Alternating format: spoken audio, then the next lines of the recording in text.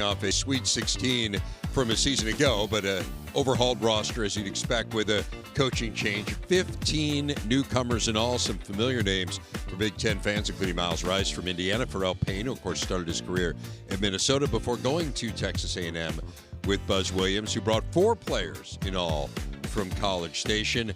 Buzz Williams is with us now, and Coach, you were at a great place, having tremendous success. What made Maryland the right move for you? Yeah, excited for the opportunity. We enjoyed our time at A&M. The community, the family, the administration. Living through COVID was hard on everybody. We weren't very good that particular year, but fondly remember the 96 wins over the last 4 years. It was a lot of fun, not only as a coach, but also for our family. You said when you were hired that part of your summer would be spent trying to learn the Big Ten, trying to figure out what you'd gotten yourself into. Yep. So the summer's over. What did you learn? Elite coaches, distinct style of play per coach almost. It's been interesting spending time learning from each of those coaches. Not really paying attention, Dave, to their roster because it's ever-changing, but just as coach would do, just having a feel for how they play, how they coach. It was fun watching and learning from all of the coaches in this league. You've been in the Big East, you've been in the ACC, the SEC, obviously the involvement of the SEC, the success. Yes, sir. What difference do you expect from the Big Ten? And you've played teams, I know you. That's right. How is it different as you approach this? It seems as though, based on, this is stereotypical, it seems as though the level of coaching, the level of talent, probably similar.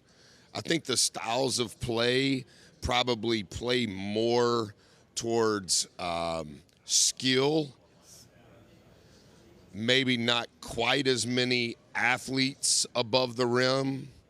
It's hard to know, you know this better than I do from your time as a coach. I don't think that it means that it's not athletic or that it's not physical, but the approach to the skill and how you defend that skill seems to be a little different. Obviously, I haven't coached a game, but it seems like the genre is a little bit more skilled than physical and above the rim in the paint. There's no doubt. I was. Is that right? Oh, I was in the Big Ten for a long time at Purdue as assistant. And some of it then was the recruiting. There were just certain kids, guys you're getting, they're well coached, skilled. That's the guys you kind of recruited in your area. Right. Then I went to Kansas State in the Big 12, and it was different. It was more athletic. It was different. So there's no doubt about that. I think that's a good way of describing it. You got guys that come with you. That's a credit to you. Thank you. To have guys that want to play for you. How does it help you as you make this transition? Yeah, sometimes we had 2 kids that redshirted that were freshmen last year that didn't play, so they still haven't played. And then we had 2 guys going into their last year of eligibility. Those were the 4 guys that we recruited at Texas A&M that followed us here. Every staff member came except Coach Lair retired. Oh, you remember Coach? Yes, I do. I used to work for Coach, and we were together for decade plus, and then one of our assistants was hired in the Mountain West at Colorado State in a promotion. Everybody else came. One thing that I've learned that I didn't take into account is as we're teaching 11 new players things that they've never seen, we seem to have 4 more assistant coaches than I was expecting, and not necessarily what they're saying is right. It happened this morning at practice. One of the redshirt freshmen, in the appropriate way, was trying to help his teammate. And I was like, hey, man, you got to give him the right information. If you're going to help him. You gave him half right information. And one thing that I've tried to be ultra sensitive to and aware of is Solo and Gochi have played a lot of minutes, but George and Dre haven't played any. So they're just like the other 11 guys who have yet to play for us. And so from a precedent standpoint, I'm trying to be sensitive to, we have to make sure that what we're doing and how we're doing it and why we're doing it, that we're all kind of moving in the same direction. You have to be a little more patient. And I have failed in that. Do that? I have failed in that category. Whether I know them or met them in June, I haven't been as patient as I should be. My wife happened to be at practice today because I forgot a few things that I needed to bring here. And she goes, "You might want to calm down a little bit." And I said, "Were you watching the same thing I was watching?" She goes, "Yeah, you can calm down." And I go, "Well, I apologize." I know there's some things that are non-negotiables with you. Offensive rebounding, I think, is one of the staples of your teams. But you had also said when you were hired, hey, I'm not married to one style. I want to kind of see what we've got, and then we'll figure out how we're going to play based on the personnel. Yeah. Again, you've evaluated the personnel. How are you going to play? Yeah, I do have a better feel, Dave, for our personnel, and I'm trying to adapt to their skill set on what I think gives us our best chance. I think there is some threads of commonality in how we play. I do want to shoot more balls than the other team. That's kind of an evolution of our time at A&M from an offensive rebounding standpoint, even a defensive rebounding standpoint. I don't know that we completely know how we're going to play offensively, but from a defensive standpoint, we're trying to have a little bit more synergy as we go with each passing day to get on the same page. You got a lot of new guys, some you know, some you didn't know. Yep. Any surprises? I really like Elijah Saunders. I love who he is as a human, tough-minded, tough competitor, high IQ as a person, high IQ as a player. But his skill set, I think, to Dave's question, we've got to continue to find ways to have him involved using his versatility, not just defensively but offensively as well. Buzz Williams, new head coach of the Terps. Coach, pleasure to visit with you. Welcome to the Big Ten. Good to see you, Coach. Great to have you on board as we take a look at the schedule ahead for Buzz. You see some, there's a familiar name there on November 15th, a game against Marquette. You got the Hoyas coming up early on in the year. Good regional game there in the nation's capital. Virginia, speaking of good regional game, there's only the notable ones. Yeah, notable according to who?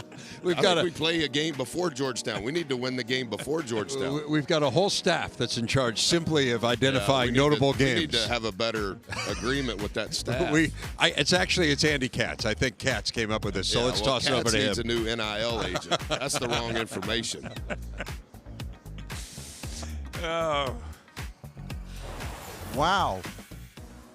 All right. The bus just ran over me. Well, first of all, I love that Maryland and Georgetown are playing again. Love that. How about Buzz Williams going against his former school that he coached at Marquette? Oh, and then on December 20th, what game is that one? At Virginia. At Virginia. Elijah Saunders played at Virginia. David Coit played at Kansas. Raphael Davis, former Big Ten Defensive Player of the Year at Purdue. Let's talk about the transition. By the way, these two guys have already practiced today, 6 a.m. Buzz, what are you doing? How was practice this morning? Physical. I feel like every day is physical when you play for Buzz Williams, but it's been a lot of work. It's probably been the hardest I've worked since I've been in college, but the experience has been amazing. David? I would say the same. This is definitely the hardest I've worked. But most connected group I've been with, most connected coaching staff I've ever been with, been challenged so much mentally, more than physical as well, too. Just a lot of mental challenges and being uncomfortable, being pushed to a limit. So it's been a blessing, though. It's been great. I mean, that's big time to hear you say this is the most connected team you played with 15 new players, although 4 came from Texas Tech. It just speaks to the camaraderie of y'all unit.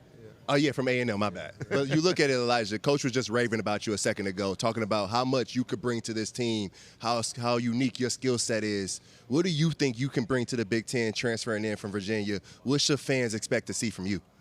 I would just say experience. 2 years at San Diego State, went to Final Four, went to Sweet 16. Virginia was kind of a unique experience with Coach Bennett retiring. But just using those experiences and expanding my game, stretching the floor, and now trying to be more of a leader. I'm more of a lead by example person, but also trying to lead vocally. And David, similar question for you. At NIU, you're 20 points a game. Kansas may not have went the way you wanted to do scoring the ball-wise, but you chose to come play for Coach Buzz. Yeah. Why did you choose to play for Coach, and what type of game should we expect from you this year? Yeah, I chose to play for him just because I know the culture that he built and every team that he's had, a lot of guys who play hard, and then he plays through his guards, allowing them to have the freedom to be creative with the ball, but also building them as men. And I knew that was going to be a main thing I wanted to do, obviously, coming to my last year, really touching the real world. Obviously wanted to be a pro, but wanted to be a better man. So I would say people could expect me to be creative with the ball, score, play make, but also be a great leader, great person. You know, you brought up San Diego State, and I'm thinking about playing for Brian Dutcher. Defense first, covered you guys when you were in the Final Four. Now you go to another coach who's very much about defense as well. How would you compare these two experiences thus far, playing for Dutch at San Diego State and now Buzz at Maryland? Yeah, I would say they're very similar. Defensively, switching multiple positions, vocal, the attention to detail. That was something that I was looking for this time around in the portal. I would say the thing about Buzz is just how he is as a person. You know, he cares about you more than basketball. He tries to build you as a man, not just as a player. And just the impact he's had on me in just the past couple months I've been here has just been a blessing. And we mentioned it earlier, 15 new players on the Maryland roster this season. Outside of you two, who stood out in the offseason in practices, open gyms? Who's going to turn some heads this year that no one's talking about yet? I would say, I think Isaiah Watts, Miles Rice, those are two transfers who played at Washington State together. Obviously, they had some chemistry, but just great guards. I think everybody, for real. Darius Adams, the freshman, very skilled, can score the ball very well. And I think we just got guys that could do a little bit of everything. You know, George, very hard-working guy. We got a lot of like high-character dudes in the gym. So I would say, but from the most part, it's been somebody different every day. Just that's what Buzz just brings out of you, though. That's how it's supposed to be. Yeah. I'll tell you what's crazy is when this coaching change happened, it was late. Kevin Willard going to Villanova, Buzz Williams coming over, and to put together a roster this quickly, this high level for a team that really could challenge for an NCAA tournament berth, quite impressive of Maryland, and we'll be charting the Terps throughout the course of the season.